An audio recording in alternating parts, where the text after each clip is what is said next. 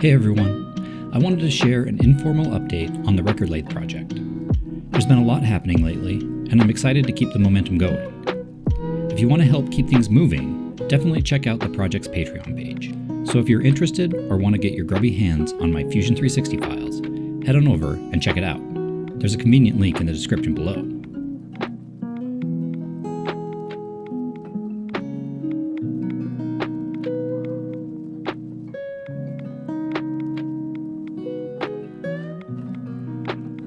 I just uploaded a fresh Fusion 360 file, and right now I'm sorting through the bill of materials for all the hardware.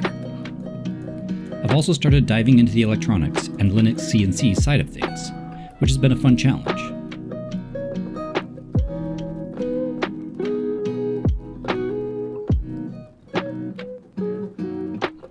Recently, I added some PicoBob DLXs to my setup, and honestly, they're an awesome way to interface with the system. They get rid of that pesky parallel port issue and use Ethernet or USB-C. I'm planning to use Trinamic drivers for the steppers, so I'll probably need to make a custom PCB for the parallel port coming out of the PicoBob. PCB design is something I've done quite a bit of, but I haven't really shared much of it on the channel. So if you're curious about PCB design, or just want to watch and tell me how I'm doing it wrong, be sure to subscribe and click the notification bell.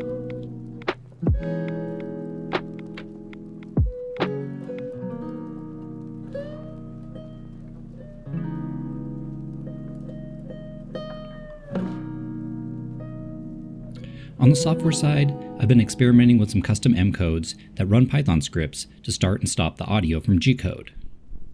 I think this will really dial in the process. With infeed, audio start-stop, and arm raise lower all managed by G-code. Once you get everything set up, you'll be able to press cycle start and just let it run, making it super easy to cut short-run records.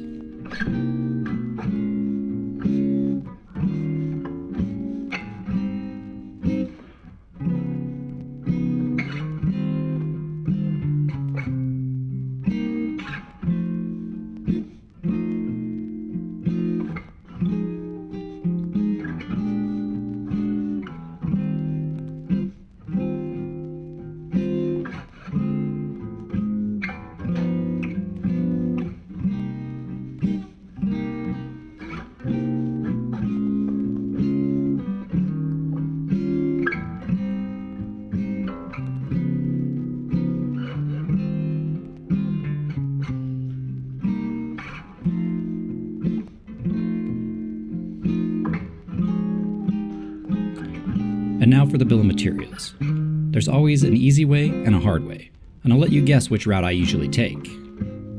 For most of the off-the-shelf components, I've dropped in McMaster-Carr parts. Honestly, I don't plan to actually buy everything from them. They're great, but I'm a bit frugal. That's the nice way to put it. Plus, I'd like to do some hands-on testing to see how things really work in practice before committing. That's just how I tend to approach projects like these. Lots of tinkering and figuring things out as I go.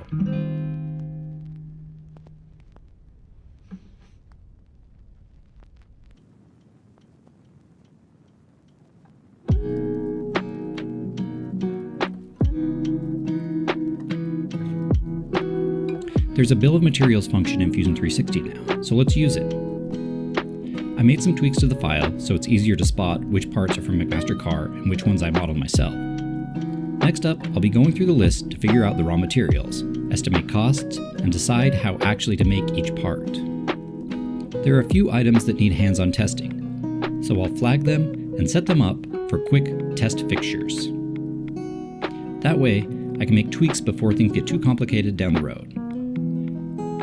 For the off-the-shelf components, I'm going to start looking for less expensive options and adjusting the models based on those decisions. That's all I have for now, so thanks so much for all your support and interest. If you have ideas or suggestions, I'd love to hear them.